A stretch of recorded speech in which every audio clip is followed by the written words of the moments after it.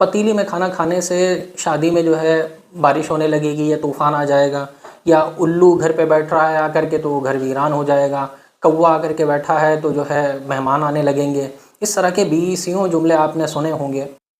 مثال کے طور پر یہی کہ کوئی جانور اگر آ کر کے بول رہا ہے تو اس جانور کے بولنے سے جو ہے کیا بولتے ہیں یہ بربادی لازم آ جائے گی، وہ خرابی لازم آ جائے گی، یا چھینکنے سے کام خراب ہو جائے گا. کوئی گزر رہا ہے جا رہا ہے اپنی منزل پہ اور کالی بلی یا بلی راستہ کاٹ دے تو کام خراب ہو جائے گا.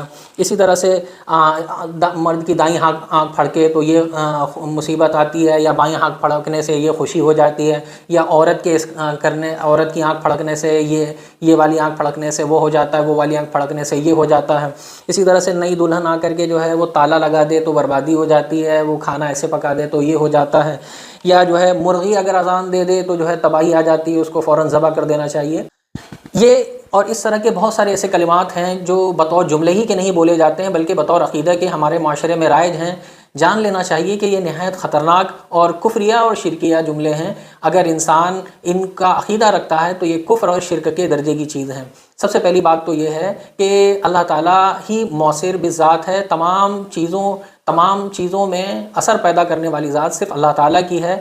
کسی بھی چیز کی کوئی اچھائی ہے تو اللہ تعالیٰ کے دینے سے ہے، اور اگر اس کے اندر کوئی خرابی ہے تو وہ اللہ تعالیٰ کے دینے سے ہے. اگر آگ جلاتی ہے تو اللہ تعالیٰ نے اس کے اندر یہ تاثیر رکھی ہے. اگر برف ٹھنڈک پیدا کرتی ہے تو اللہ تعالیٰ کے پیدا کرنے سے ہے، اور اللہ تعالیٰ نے یہ تاثیر پیدا کرنے کے بعد بھی اپنے قبضے میں رکھی ہے. جب اللہ تعالیٰ چاہتے ہیں تو آگ جلاتی ہے، اور جب نہیں چاہتے ہیں تو نہیں جلاتی ہے. حضرت ابراہیم علیہ السلام کو نہیں جلایا. اور اسی طرح سے برف جب چاہے ٹھنڈا کرنا چاہے اور جب چاہے گرم کرنا چاہے ایسا نہیں کر سکتی. جب اللہ کی مرضی ہوتی ہے تبھی یہ ہوتا ہے.